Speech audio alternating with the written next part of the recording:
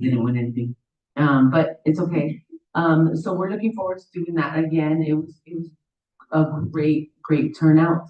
Um, it was just really good. So hopefully you guys get to join us next time. That's all I got. Thank you. Thank you. Um, I attended a couple of things. I also attended the District 7 Recreation Awards in Selma, which was really cool. Congratulations to Virginia Loya and Junior that received awards that volunteered for our city. And also thank you, Omar, for putting it on. That was pretty cool. I attended the girls' basketball game last week on Tuesday. The girls' varsity basketball team is going to play for Valley this Friday at the Sound Arena, which is super cool. So congratulations to the girls and Coach Castro for first year coaching because I coached her. And so now she's moving on to, I won Valley twice with her and now she's going with her. So it's super cool. I attended the girls' soccer game on Friday. They fell short, but I'm super proud of them for making it that far. And then tomorrow night, the boys' soccer team plays San Luis Obispo at 5 for the Valley Championship game. So Lindsay's doing super good with her sports, so if you can get out there, that'd be super cool. I also attended the Step Up for Safety at Lincoln. I was only there for a short period of time because I had to work with all that, but it was so cool. I just love to see the community and the kids get out there, and then when they receive free things, it's just cool. I got to watch council member Nave in action, so doing all kinds of stuff, the safety stuff. Like she's the one that taught me how to put her kid in the proper car seat. She like went to my house and showed me. So it makes a big difference when you know how to get them in the car seat properly, and that sucker doesn't move. So hopefully they have some things coming up. So you guys can check it out. I also attended the TCAG meeting in Ivanhoe. There's a lot of projects going on, but none in Lindsay. I want to bring them to Lindsay. They got money, so whatever we can do with their money, let's get them to come to Lindsay. I also attended the TCRTA by Saya. They said our transit station is still on the go, so that's good news. We discussed different payment options, like when people do ride the bus.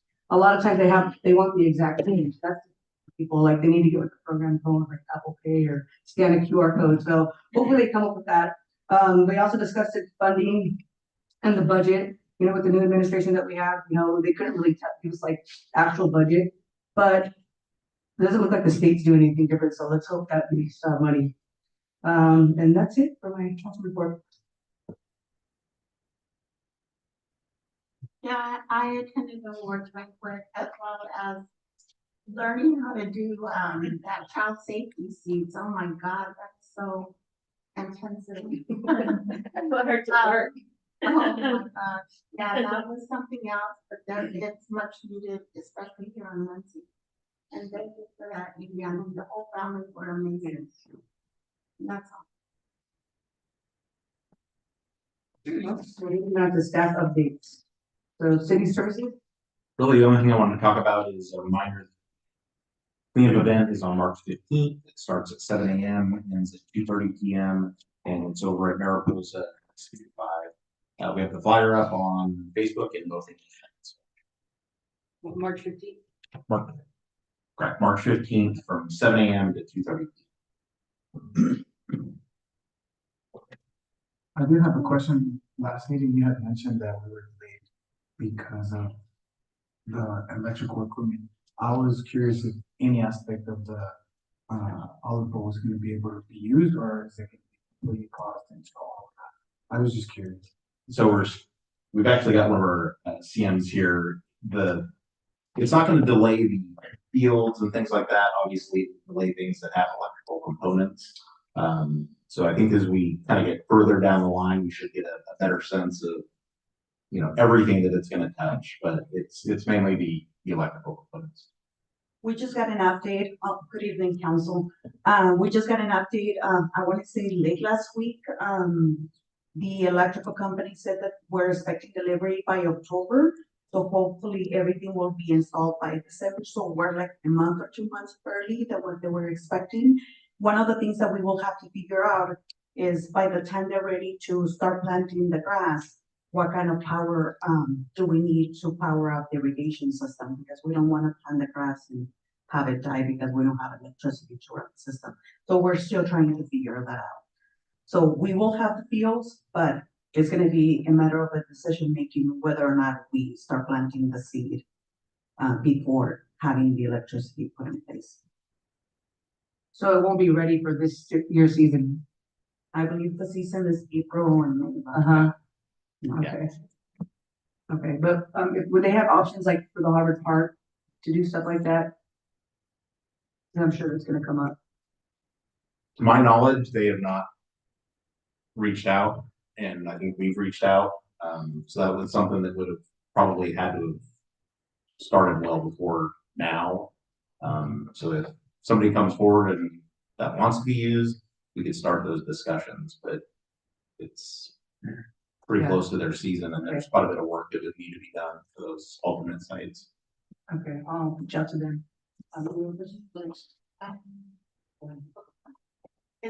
Will there be any more pricing? Because of the delay on this project? I don't really like change orders, and I don't like split, If, having them split the one. so the electrical isn't really a change order, it's just a delay. When the project was approved back in October, so it's not that there's an increase of the price on the electrical components, it's just we put in the order and the product is delayed. So I don't know if there's gonna be any cost change there. If you're talking about kind of what NAVA was leading to. Is the additional power, if we want the contractor to proceed installing the grass, then they are going to have temporary power, a generator that will generate a change order, because that was not part of their contract. So we're trying to avoid that. We're pushing the electrical company as much as possible.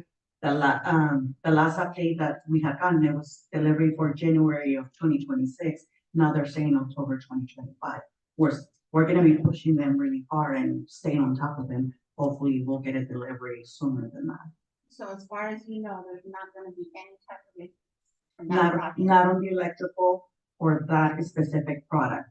So far, we have not encountered something that will change the conditions of the contract to generate a change order. I have one more question, and this isn't something that necessarily I need an answer, but this was brought to my attention that the sports complex, the soccer fields, they are gated and locked up, and so are the goals. And I was curious if we could get a presentation for the council as far as that situation. Maybe it was maybe some of the older council, previous council members. Yeah. Could really Thanks. and I just would like a presentation. It doesn't have to be during city council, but I'd like to know how that is being managed.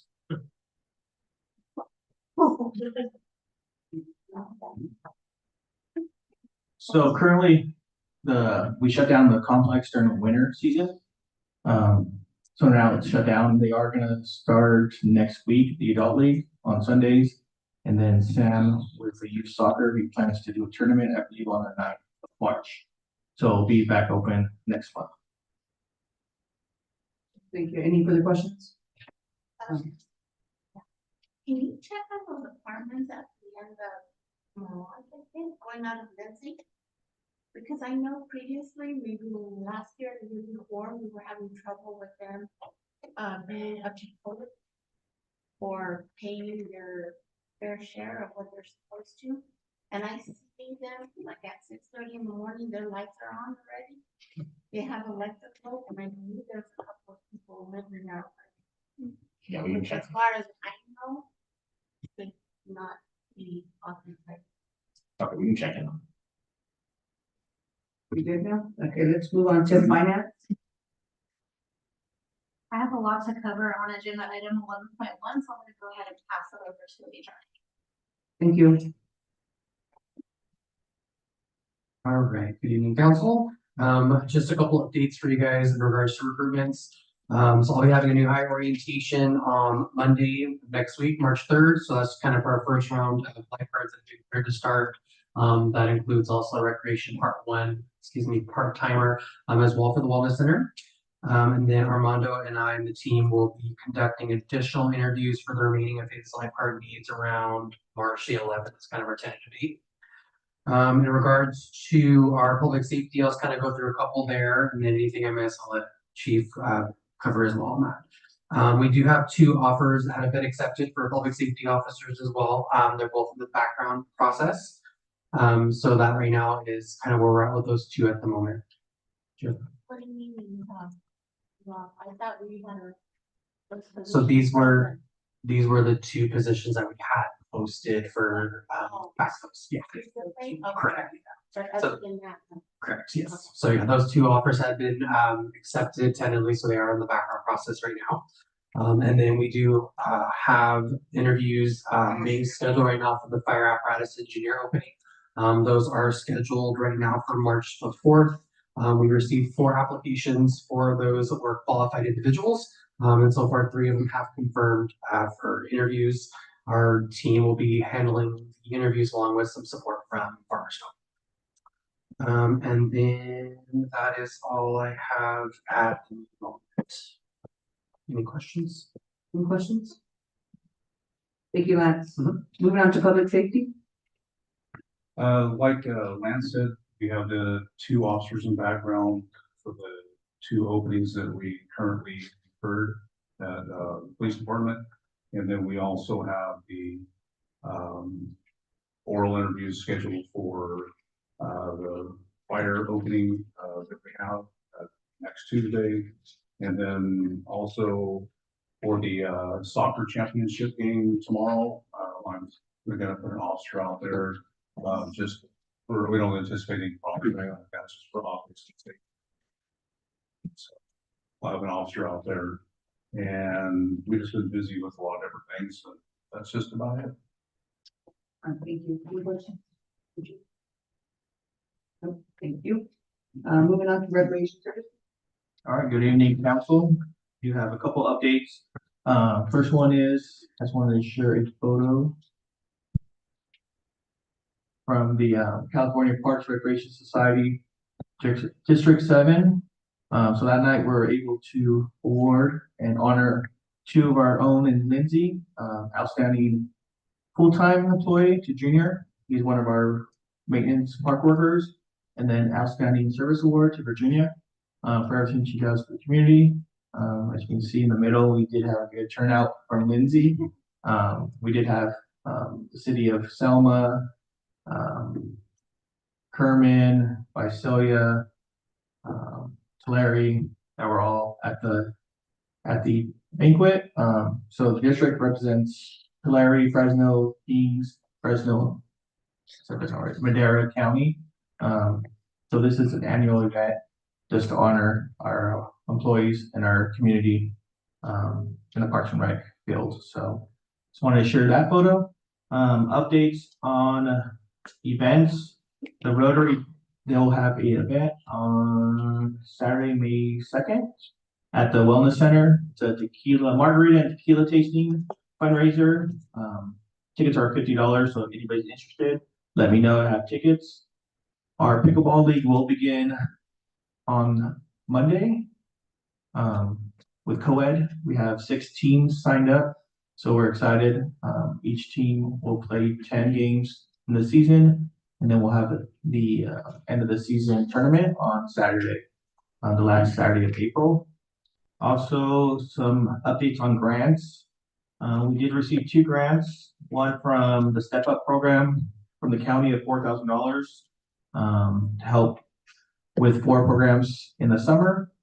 And then we did receive another grant for $4,750 to the California Health Lab grant. So we're excited about that. That's going to go towards a couple of events, and then half the funds will help pay for the disc golf at City Park.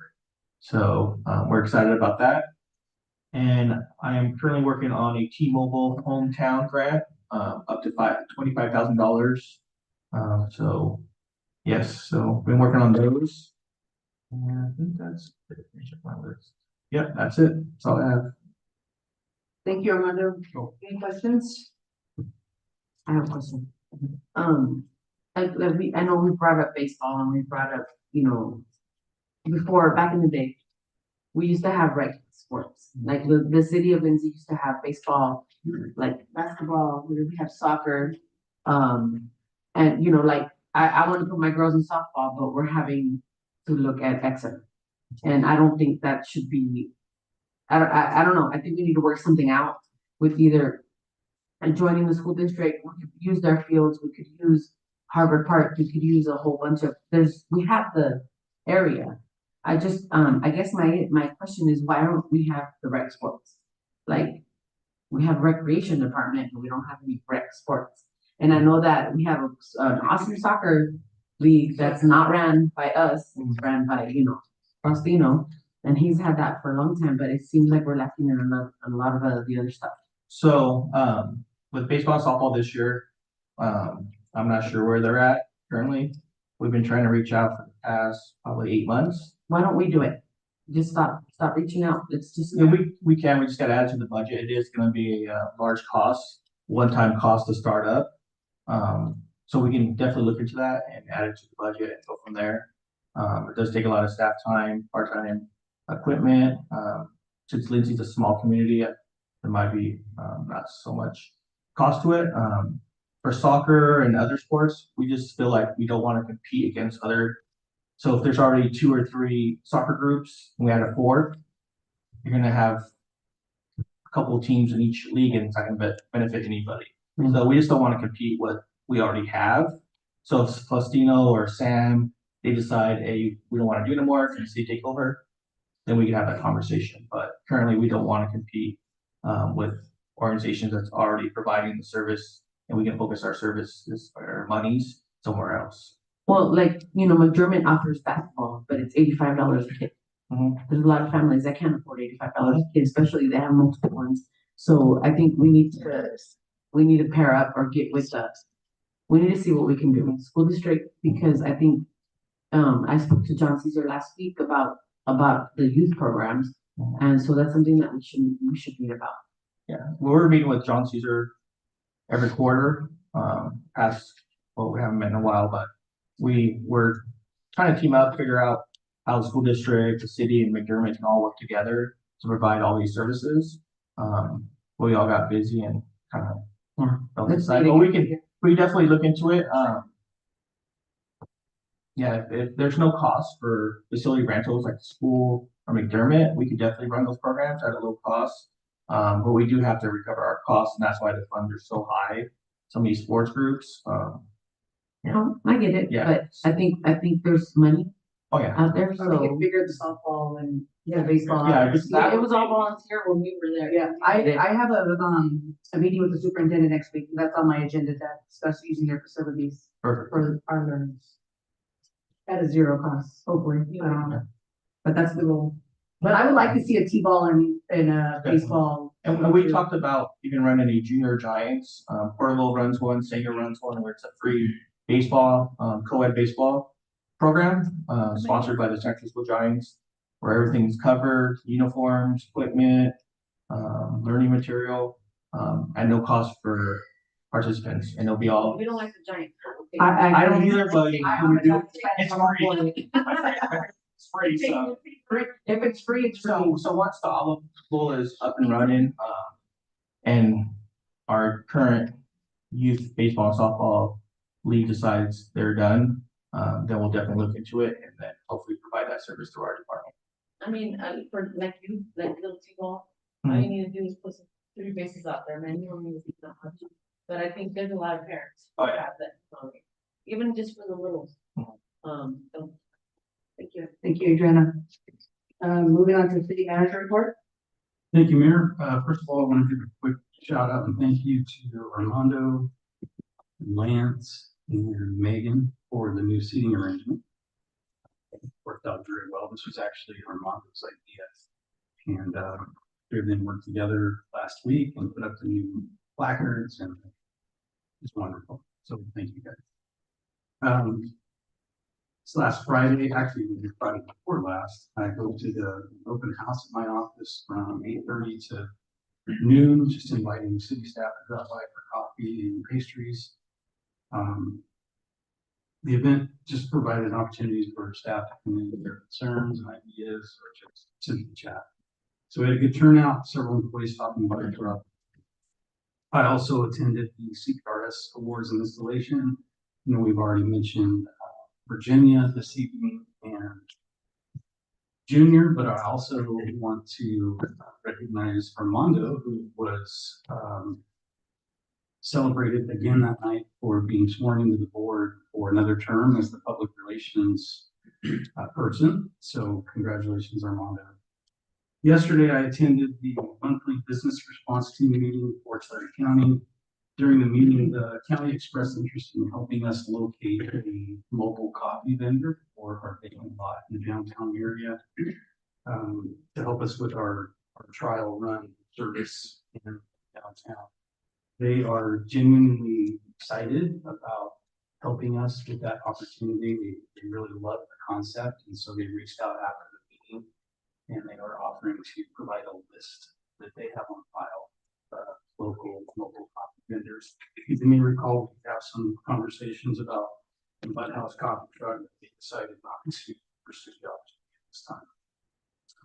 And then the last thing that I'll update you on, the city manager from Porterville contacted me today and requested a meeting with their police department, our police department, regarding the animal control facility that they used to own out on 196. As you may recall, the city owned that for a period of time. The city of Porterville acquired that property from us, and now it's abandoned.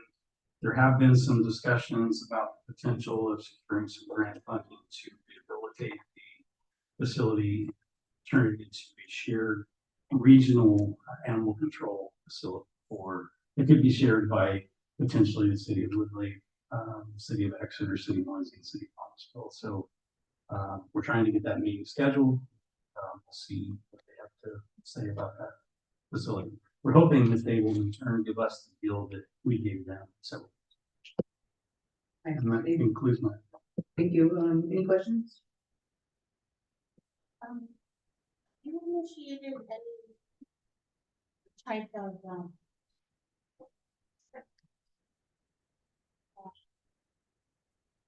any kind of contact with with the auditor or with any, anybody that can help us as far as our financial problem? Lacey and I had had conversations with the auditors, but I haven't sought to directly be on those conversations. Any grants or anything? Well, we're always looking for opportunities for grants. In fact, at the last meeting, we brought up, I had Blaze and Associates. They are the firm that the city of Farmville is currently using. We're doing a lot of wonderful things in that community. They did send me a proposal, but there is a small research fee that we would be charged monthly. It's like $1,900. That, quite frankly, our budget can't absorb right now, but we can certainly look at including that for next budget, because I think it'd be a worthwhile expense. Because they research specific for our city, they run those by us, and if it's something that we're interested in, then they would in turn reach out. Have you contacted like auto? Absolutely. I've been in conversations with Mercado, Eric Coyne. We've had lots of discussions. And no grants at all? Not at this time. None that we're aware of. Any other questions? No, thank you.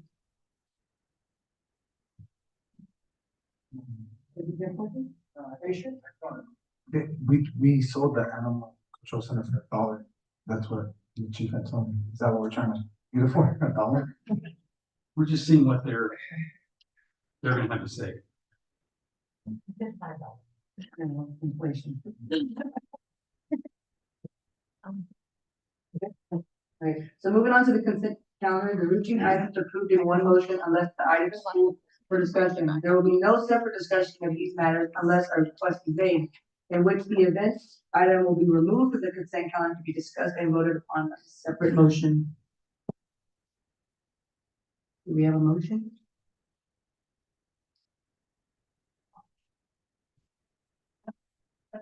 Go ahead. On 10.5, have you already discussed, with the tenants about that property? we actually have Mr. Ennis on the line if you want to pull that for any questions. He's available.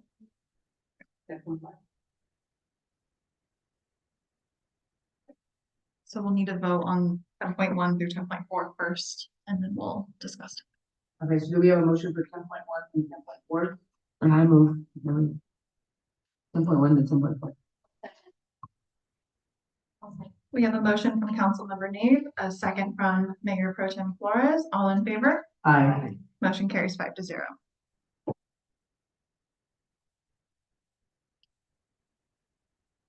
You said we have them online. Yes, Jared, are you there? Yes, I'm here. Go ahead. Hello, Jared. Are you in Yeah. agreement with the? Yes, is the audio coming through? Yes. Okay, yeah, if you guys have any questions, I'm an open book. We look forward to the opportunity to work with you and bring you some deals. All right, are you, do you think that land is worth more or less or about the same as what was appraised? I think the appraisal was a little bit on the higher side, but there's not a whole lot of property available. And for the right person that has the right concept for the right development, I think it's going to make a lot of sense. The unique part of this property is you only have a handful of viable candidates that are truly going to be interested and have the ability to develop that.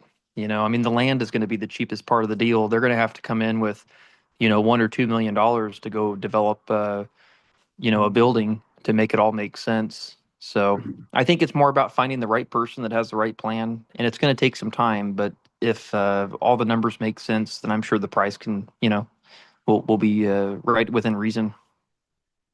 So at this time, do you have any viable candidates that are interested in that property? I'm sorry, it was a little bit muffled. What was the question? Do you have any viable candidates that are interested in that property? Well, the best client I worked with last year who bought property in Lindsay was you guys. And I think you're done buying property. You guys bought the property next door. I think it's to the south there. Um, we do have a database of about 20,000 people that, inquire on commercial property. And so they'll be the first people to get the brochure with all the information. But I don't have anybody specifically, with a requirement looking specifically at that site, or else I would bring you an offer, not a listing agreement, But yeah, once it goes live, we'll get on all the commercial sites, get in front of everybody that's looking, and start pounding the pavement, hitting the streets, and find a good buyer for it. All right, thank you. Do we have any other questions? Hey, do you think that it's better to sell them separate or to kind of sell it as like the 4 parcels in one? I think the 4 parcels in one makes the most sense, mainly because of the size of the land.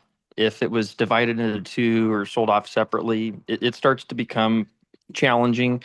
And who knows, maybe somebody will develop it and condo it out down the road. But I think for it to make sense, on a size perspective, it needs to all be one package deal. Thank you. Of course. Thank you. Anybody else? Thank you for clarifying that. What do you have more?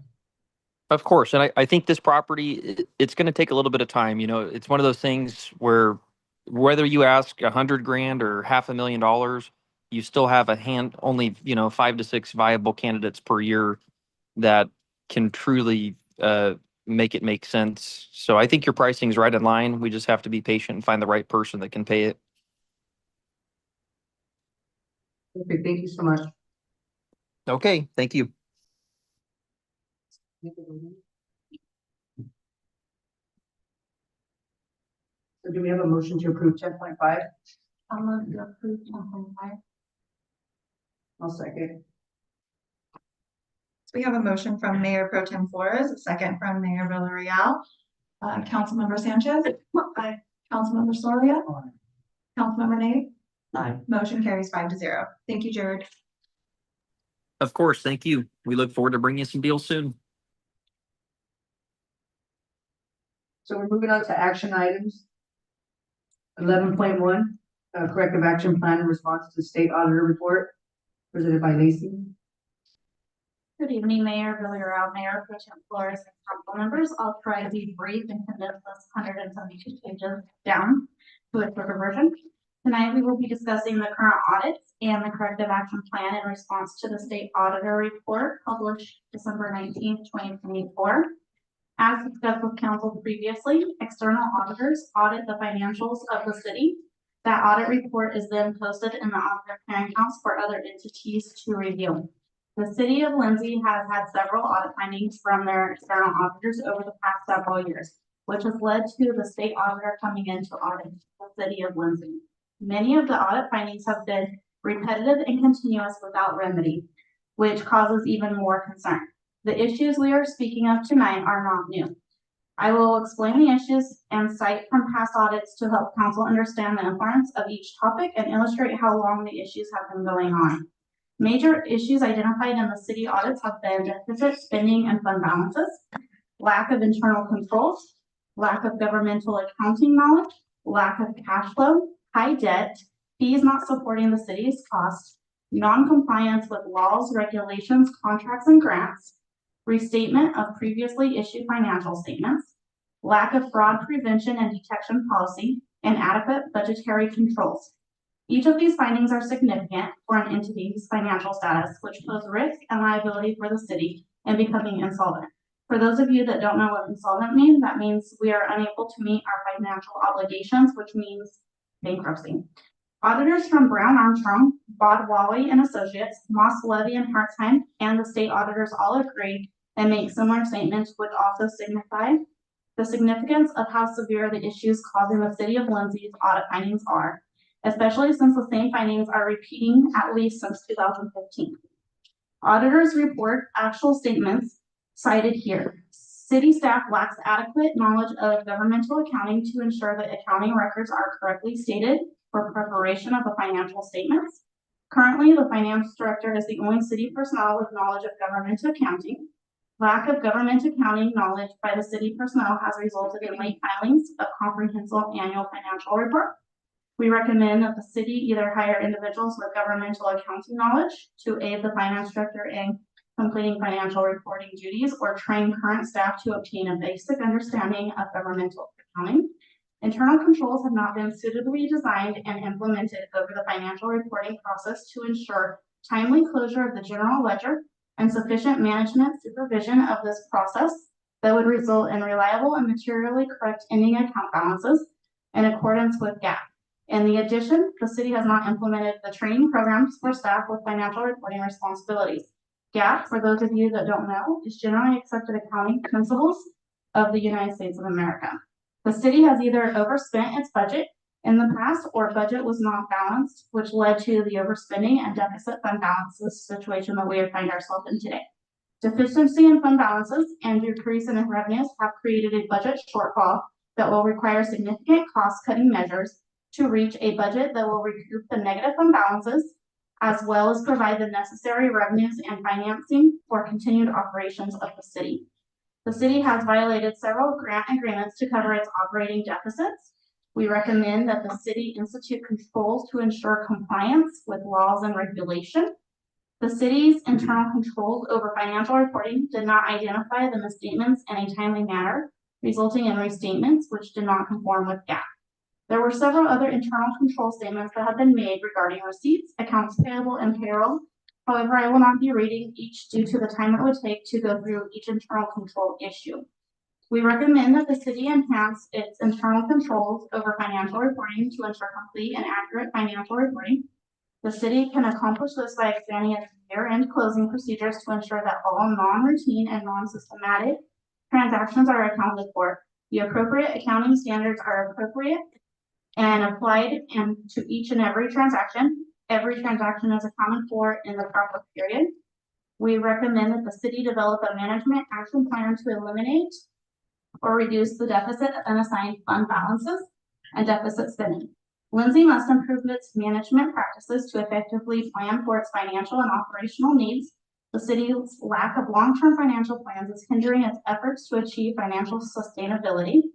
A material deficit amount in unassigned fund balances is an indication that the city has had significant deficit spending in its general operations. The general fund is the operating fund of the city, which will not have working capital to operate if it continues to have operating deficits. Those are direct lines from our auditors.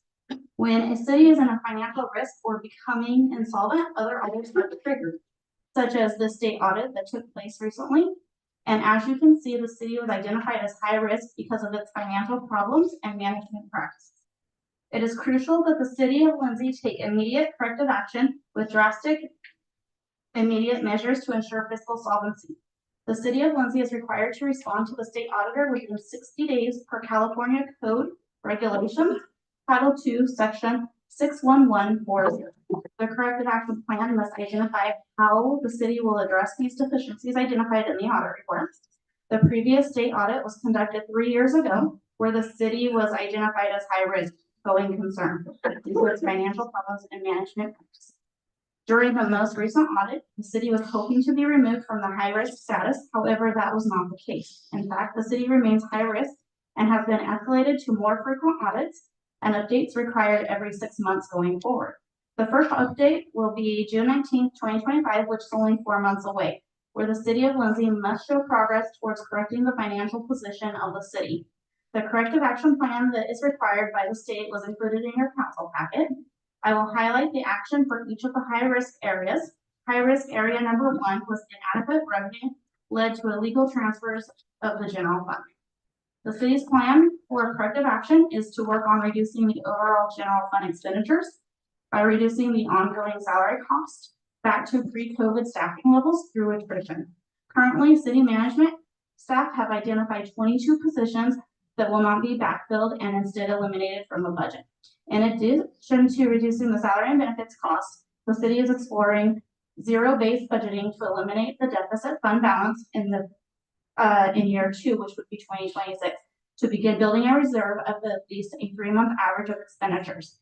The city management is responsible for ensuring that this is met, and the deficits must be addressed in the first year, which is 2025, by the June 19th date. Establish a reserve in year 2 of 2026 and have a sufficient reserve by year 3, 2027. High risk area number 2 was potentially improper contributions to the city's streets maintenance. The city has adjusted the transfers to be made for current year. The rate have been adjusted, including the CCI of the past 2 years that have passed since the study was completed in 2022. The water fund transfer is now $105,741 for current year. The sewer funds is to transfer $83,361, and the refuse fund is to transfer $633,765. The city finance department is responsible for ensuring that this is met, and that has been done for current year. High risk area number 3, insufficient planning for federal assistance funds.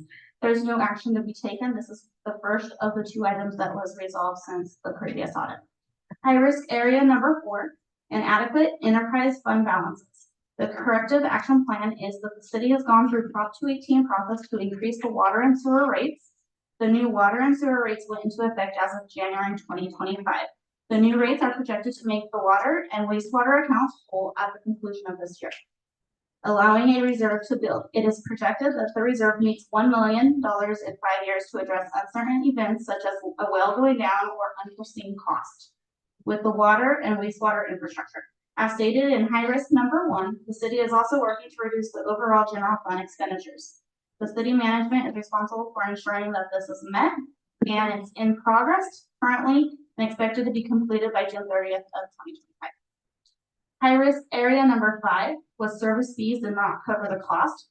Our corrective action plan for this area is the city plans to adopt strong internal controls, which would include centralizing all the processes with fiscal oversight. Internal controls shall include every transaction to have a proper documentation to support each transaction, proper cash handling procedures followed by appropriate personnel access, fee schedule structures to cover cost of departmental expenditures, proper expenditure oversight and purchasing controls to maintain cost integrity, and segregation of duties to reduce the risk of fraud, misappropriation of funds, and misuse of funds. The city will create standard operating procedures outlining procedures to be followed, as well as what positions are responsible to address the segregation of duties. The city management is also responsible for ensuring that this is met. We are to address the internal controls immediately and able to show improvement by June 30th of 2025. High risk area number 6 was no long range financial planning. The corrective action is that the director of the director of finance has created reports for city council and management that are meaningful to make educated decisions. Previously, council was not provided budget updates or reports that have revenues and expenditures in one place, which caused council to approve a negative $1.7 million budget last year. The director of finance is now educating council on budget and how to read each report presented to provide a better understanding of the city finances. As stated in high risk number 1, the city is also working to resolve the negative fund balance to establish a reserve by reducing those salary and benefit costs and exploring zero-based budgeting to eliminate the deficit fund balance in the first year. To begin building a reserve of at least a 3-month average of expenditures in year 2. The city management is responsible for ensuring that this is met. The deficit is to be addressed in year 1, which is by June 30th of 2025. We are to establish a reserve at the end of year 2, 2026, and have a sufficient reserve by year 3, 2027. Once the first year deficit is addressed, a 5-year projection, multi-year presentation will be completed at least biannually in addition to each budget adoption. High risk area number 7 was that the city had no formal strategies to address its rising employee retirement costs. The corrective action for this is that the city manager and negotiation team will address personal costs through negotiations with the established unions. The state auditor will be kept informed during this process. The city manager and negotiation team is responsible for ensuring that this is met, and we are to prepare a plan in year 1, which means by June 30th of 2025, and establish funding within year 2, which would be 2026. High risk area number 8 was lack of planning for public safety training and equipment needs. This has been taken care of. This is the second item that has been closed out, and there's no action to be taken. It is important to note that although 2 areas of concern have been identified as complete, in doing so, other areas of concern were created that the auditors will be addressing when they return in June. Many items and issues have been addressed by the auditors and myself. Recommendations have been made to aid the city to recover from the financial failures of the past. If there are no questions, I recommend to council to approve this corrective action plan and monitor closely that the plan is followed precisely to improve the financial condition of the city. Thank you, Lindsay, for your transparency. We take public comment, that's right? Yes. Do we have any public comment for 11.1? No? All right, thank you. Do we have a motion? Or do you know what, sorry, do we have any questions? Yeah, go ahead. Out of these 6 remaining items and the possible ones that might rise, do you think that the new items, the new corrective action plan that you are putting in place is going to be sufficient for them to say we met the requirements, or you think we're still high risk even if we fulfill all the requirements? I think that we have to stay directly tied to the plan. We have to eliminate all unnecessary spending for a year or 2. We have to completely eliminate the deficit spending, implement very strong internal controls, because ultimately every single finding boils down to internal controls not being there, because that's how the deficits arise. So do you see the light at the end of the tunnel?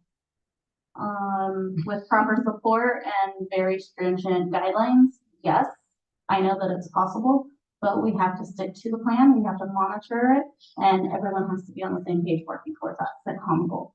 Agreed. Okay, do we have any more questions? Are you already implementing that? Yes, I've been implementing it.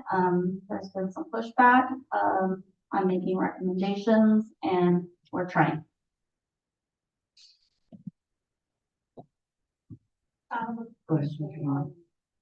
Where's the pushback at? I mean, we're staff that's been here for a while, it's hard to adapt to change.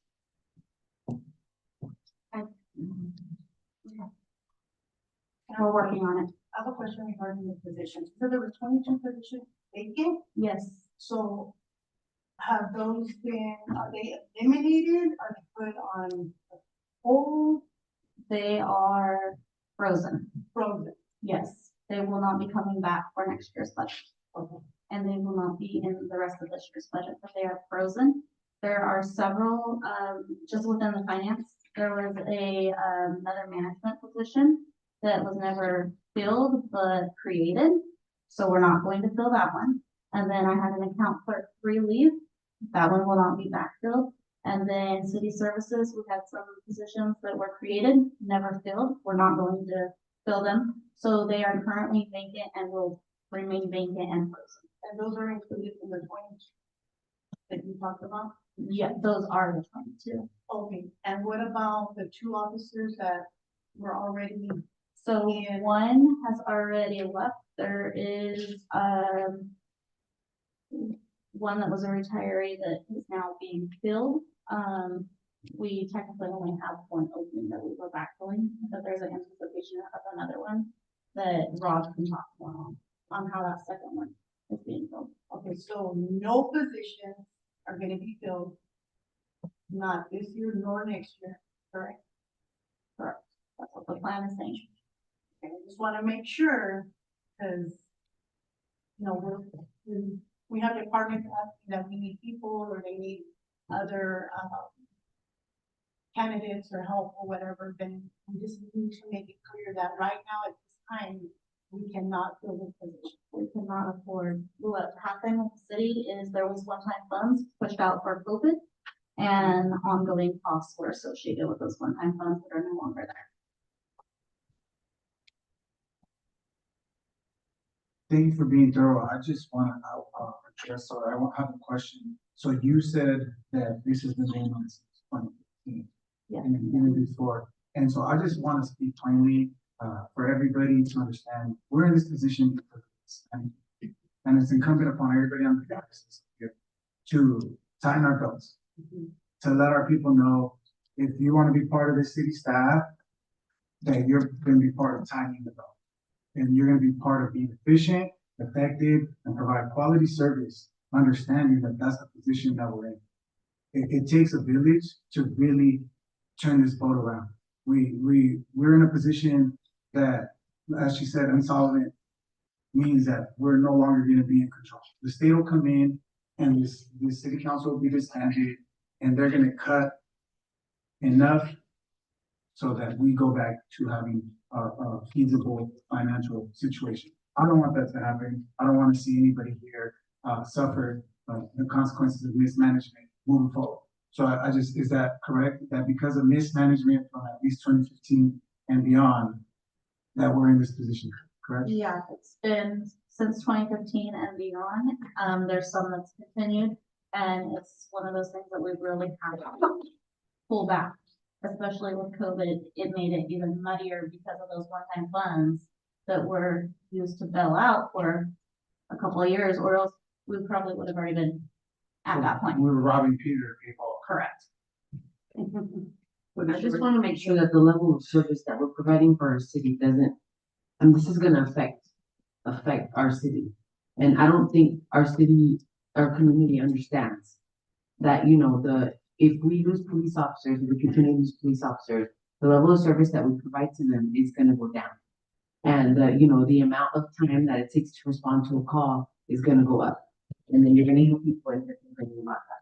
So I think we need to take that into consideration. Fire, police, safety, public safety should be a priority. You know, and I understand that, you know, we have the 2 frozen positions, but the 2, what's that? How is this a conflict? I'm speaking for the LPOA, for the police officers. Is she good, Megan? Okay, no, I get it. I can answer to what she's saying. No, I'm just asking you. Yeah, it's a real question. I think, as long as you're not making any decisions on things that affect your financial interest, it's not, it won't. No, be no, no, affected. I'm not, I'm asking about the two frozen, because he says that there's two people in background. I just wanna make sure that the two, that's not the two frozen positions. This is two other, and I just wanted to clarify that. Currently, we are already at 6 more than pre-COVID staffing levels that we are frozen at. So we are already well ahead of where we were prior to COVID in the public safety department. And we are now frozen at that staffing level. Okay, so I just wanted to make sure it was honest, because they're two, yeah. Prior to Yeah. COVID, we had 19 in the public safety department. Currently, we still have 25 in the public safety department, which is still more than what we had previously, and we are frozen at that 25. I just wanted to make sure. And if it was unfrozen, Well, actually, they added way more during COVID with those funds. I believe there was 29 or 30. Okay. I believe they added up to 30. I would have to look, so I can get back to you on that exact number. Thank you. Mhm. Thank you, Lindsay. I just think the city of Lindsay, and I know that we're all representing the city of Lindsay, wants transparency, even if it's not good, you know, we gotta see the ugly, where we can see the pretty, so, do you have any more questions? You Good? Thank you. So we have a motion. Did we already approve this? I motion that we approve, correct. Second. We have a motion from Councilmember Soria, second from Mayor Pro Tem Flores. Councilmember Sanchez. Aye. Councilmember Nave. Aye. Mayor Villarreal. Aye. Motion carries 5-0. Thank you. Excuse me. Now we're moving on to 11.2, the Lindsay Economic Development Committee member selection. I believe we have the two candidates here. So we did not receive any additional applications. So the two candidates that you met last meeting are the same two candidates. They are Hippolito Ceros and Anita, I just want to pronounce this right, Gustafson, and they are both here. Okay, we get on to speak. I just want to welcome you guys and thank you for your service. If you'd like to ask any questions. Well, do you have any feel questions free. you want to ask them? I think they gave great presentations on Yeah. last council, so thank you guys. Congratulations. Thank you. We will need public comment. Oh, we have a public comment for 11.2. No, okay, thank you. So moving on to discussion items. Sorry, we also need a vote to vote them in. Do I have a motion for 11.2?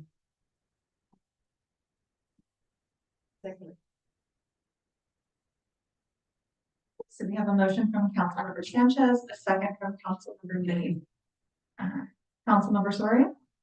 Mayor Pro Tem Flores. Aye. Mayor Villarreal. Aye. Motion carries 5-0 to approve Anita and Hippolito for LEDC.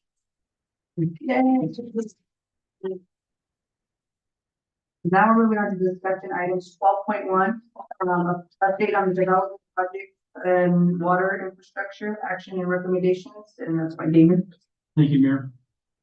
You may recall that there was a comprehensive water feasibility study conducted back in 2023 to assess our current water infrastructure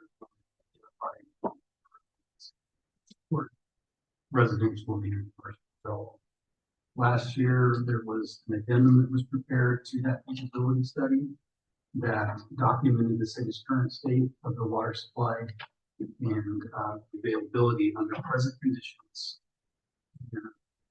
We also looked at the feasibility around additional water to the system from the perspective of water supply.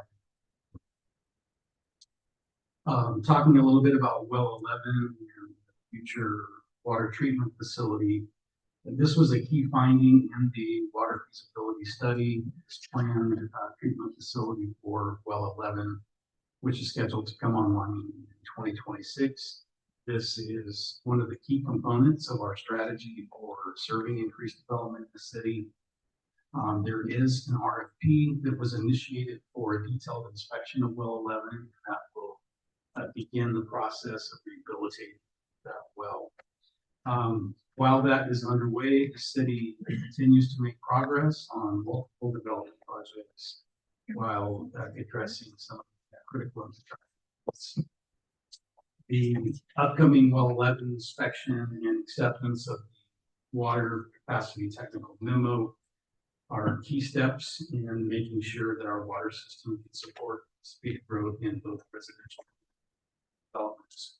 So with that, I'd like to give you an update on our current development projects and where we're at with that. This was something that was requested at the last meeting. And so I've asked Kira Stoll to come and share a presentation. And all this information is included in the staff report, but this will just help for visualization.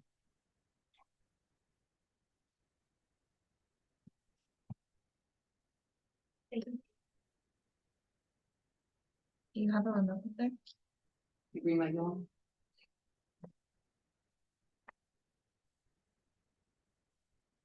I can click it for you if it doesn't work.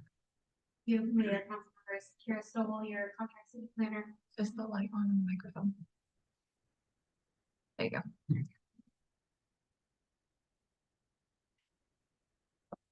This evening, we have a list of projects that are currently under development in the city at various stages. Your staff report includes a brief summary of each of these items. The slides that you are about to include just a very brief overview. And I am open to any questions, interruptions, pauses during this presentation. Sorry, I have one, thank you. Each project has its own slide. So if you see a project that you're interested in, that would be the slide to discuss it. And then the next slide will go on to the next. The first project is Mission Estates. This project is bound at the north by West Hickory Street, at the east by Parkside Avenue, at the south by Ono City Parkway, and to the west by Sequoia Avenue. The project has an approved final map, and the improvement plan submittals are needed in order to move forward. I also have a general map that shows almost all of these projects on it. So if you're needing a better idea of location, please let me know and I can go to that. This project is Palm Terrace 3. It's east of North Westwood.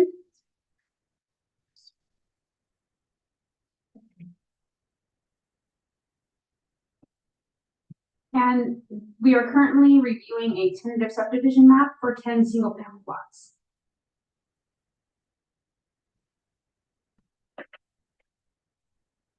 The next one is. Sorry, I'm sorry. Mhm. So the Palm Terrace 3 is not going to be the apartment, it's going to be that. The first two phases were apartments, the third phase is single-family residential.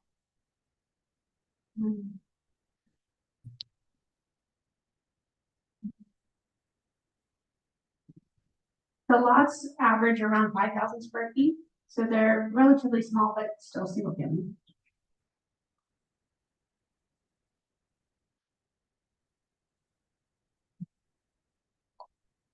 Oh.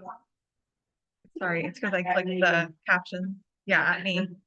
Try it again. There you go. 1001 Fresno Street is located north of Fresno Street, west of Highway 65. The proposed lot split includes 3 duplex units and 1 triplex on 4 separate parcels. The next step is the submittal for a final map and a resubmittal on the improvement plans.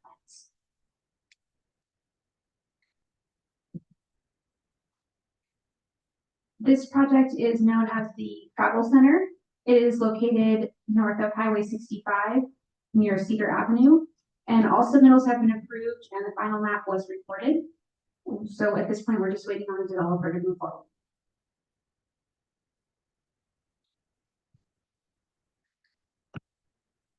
This is the Lindsay Transit Center. The city has issued a request for qualifications for architectural design services, and applications are due back March 6th.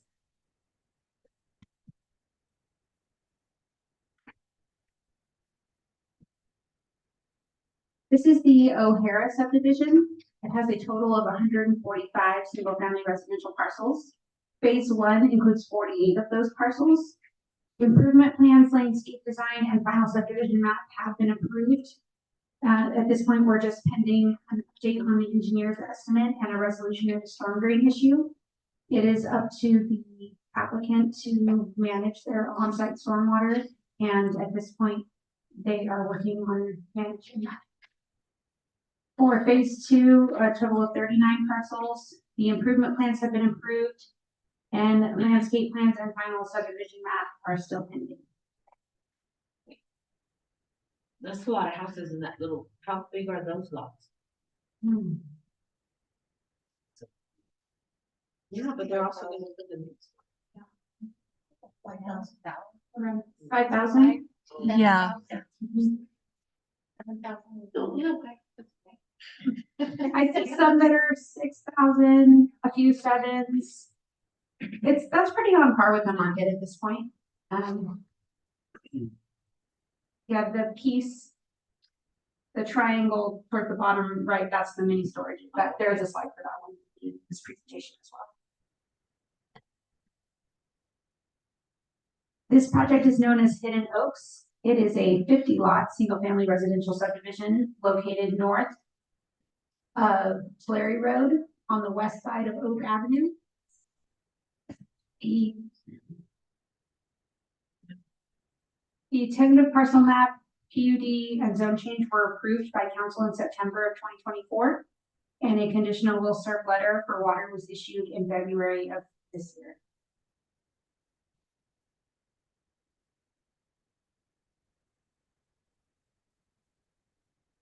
This is what we're calling the Hermosa subdivision. Only a preliminary site plan review has been completed on this. They are proposing 137 single-family lots. The location is west of Foothill Avenue between Hermosa Street and Honolulu Street. The developer is waiting on water to decide to move forward, and they do need a redesign based on some of our original comments. But we do not have a resubmittal at this point. Don't we have enough water? Well, we sold some.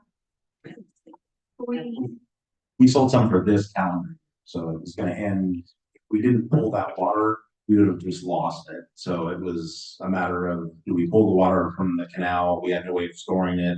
Or do we sell it to another jurisdiction? That was limited to one water year, which was March 1st to February 28th. So next year will be good. I hope. It's two separate issues. So, next time when we bring back the technical memo, the addendum that was issued to the feasibility study, we can go into detail. So part of the, technical memo, one of the items that we looked at is how much water out of the 2,500 acre feet contract that we have with the Bureau, how much can our 1970 water treatment plant can process? It cannot process the full capacity. And that's one of the reasons why we have so much water to sell. Another reason is because when there's a lot of rain, the turbidity is really high, we cannot process the water. So there's different components of whether or not we would have water. Another one would be well 11. When is well 11 going to be put in place? We don't know. We're making assumptions, and we hope we have those assumptions in the technical memo, but we can go into detail on them once we bring back that item. So if we have well 11 up, we would have water to service them. In the technical memo, there's lots of calculations that get involved. So one of the reasons why we're letting the developers know is our water situation is very delicate. There's a lot of different components, a lot of different improvements that need to happen in order to sustain all of this development.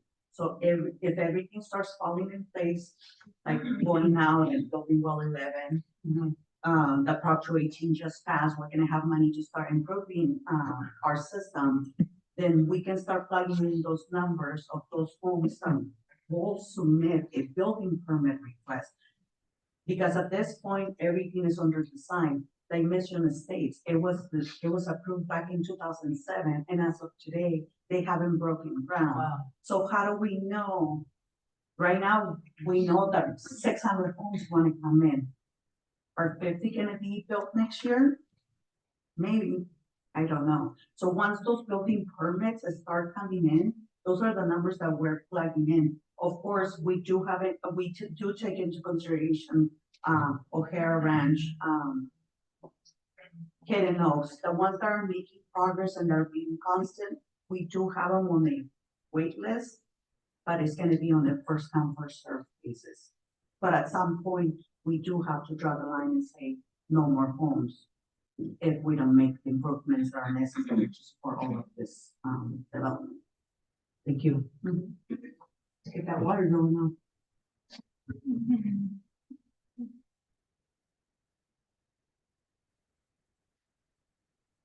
This is known as Sierra mini storage, but it is the mini storage area southeast of O'Hara Ranch that we were discussing earlier. An application for an extension was approved in November of last year, and at this point, the city is reviewing and approving.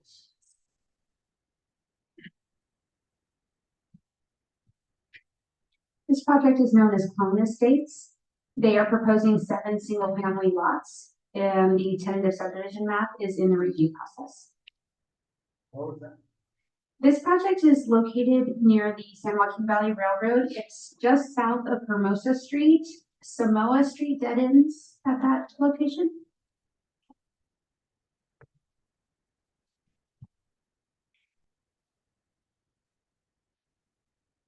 The Westmore Senior Apartments are located at 878 Westmore Court. They are proposing 40 senior apartment units and are currently under site plan review. This project is an affordable housing project, and they are seeking a grant.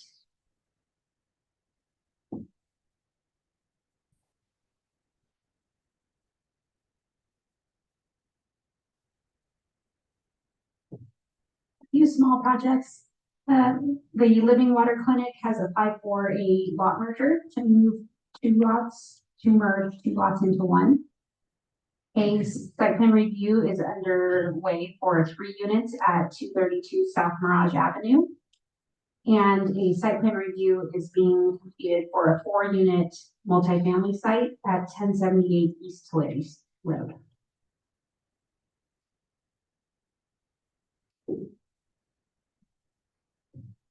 At 110 North Westwood, 7 units are located north of Westwood Avenue, south of Hermosa. All permits have been approved and issued, and construction is underway, although a certificate of occupancy has not yet been issued.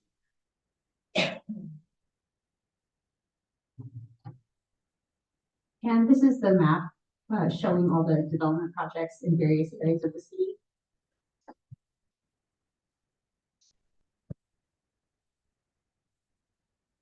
I also wanted to update you on the regional housing element. Rincon Consultants has a contract through grant funding through TCAG to complete this regional housing element. It includes most of Tulare County, although a couple cities have done their own, such as City of Visalia. City staff and QK have worked with Rincon to address the comments from HCD on the first draft, which was submitted in July of last year. And a second submittal to HCD is scheduled for the end of March or in the beginning of June.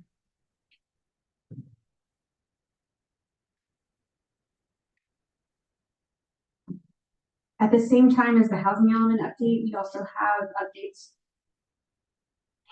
to the zoning ordinance and subdivision ordinance.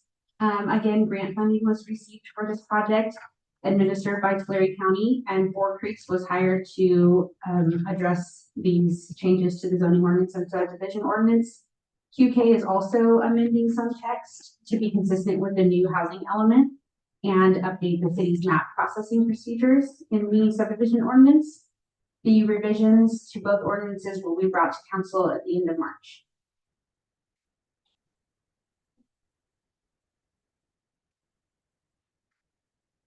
And lastly, this is a project that I believe probably hasn't been quite a year yet, but I did bring this to council previously. And now that we have a new council seated, we wanted to bring it forward again and ask for your direction. These properties are located west of Blue Gum Avenue and west of Sweetbriar Avenue, between West Floyd Road and Hermosa Street. In 2022, the city approved an ordinance to change the zoning of these properties from mixed use to light industrial and expanded cannabis uses allowed as with a conditional use permit in the light industrial district. Since that time, no applications for industrial uses or cannabis uses have been proposed, but two separate property owners who came forward in opposition of this change have brought forward applications for residential uses. And currently, under the light industrial zoning, a residential use is not allowed, and they were allowed under the previous mixed use zoning. And the other consideration that we need to mention is that it's required by law that the general plan map and the zoning map be consistent. And for some reason in 2022, the zoning was changed, but the general plan designation wasn't. And so we have an option of waiting, or maybe an applicant brings forward an application for zone change. Maybe we do want to see this area developed towards industrial, or we can move forward with a city initiated zoning ordinance amendment and rezone these properties back to mixed use from light industrial. And so staff is looking for direction from council in regards to these properties. So the two property owners, do they get to build a house there? Or the original plan? What do you need to do next? Go back to mixed use, so it's. Yeah, so it would be what we call a city initiated rezone, which means the city would bear the cost of the rezone process. So usually an Add that to their applicant, permit. Add that to their permit. they would still be responsible for building permit fees and development impact fees and anything associated with that. It would just change the zoning of the property so that their application could be accepted. Because at this point, their application, we would say, I'm sorry, this is zoning and we cannot accept your application. Would their fees cover the cost? The city's cost? If they were to apply for a zoning change, then arguably, yes, the fee is a flat fee, so it's based on averages. But if the city initiates it, then the city would take on those costs for the rezone without being reimbursed from any. So they would have. So that's our option, is we can wait for them to initiate it, or the city can initiate it in order to get the maps consistent and Be up to par with the law. I'd say that. What's the cost? yeah, the official fees. The official fee schedule, I believe, is 5,200. I'm sorry, I was supposed to look that up. Do we have Yeah, why? any other light industrial areas in town? We do have other areas that are zone light industrial. I don't have a way to pull up a zoning map, I don't think. I can, yeah. So I can email you the map. Okay. I do have it on my computer, but, yes, there are. So we're gonna have to, we take public comment on this one? Any more questions, sorry? It have to be for the entire, all the properties, correct? It should be for the individuals that might apply. If we wanted to remedy the inconsistencies, we would either zone them or general plan designate them accordingly. You could do a block. General planning practice would steer you away from single parcels. They call that spot zoning. because you usually don't want an industrial development right next to a single family home. You know, Yeah. so you try to have some continuity there. It is possible that if there was a certain area that you wanted to delineate, you know, north, south, looks like would be the best way, that would be possible. But in that case, one would need to change the general plan and one would need to change the.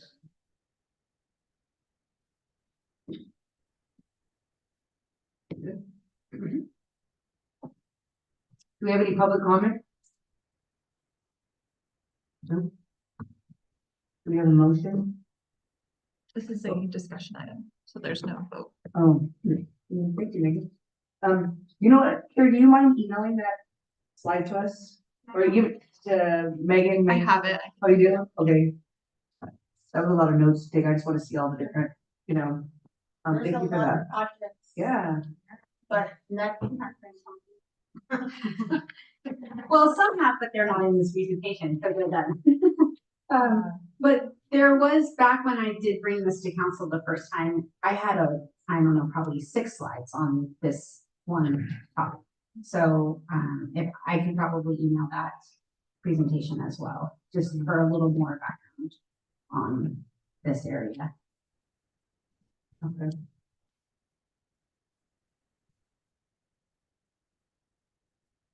We don't need any like kind of motion to change anything or anything like that. Oh, yeah, go ahead. I didn't realize that. Plan.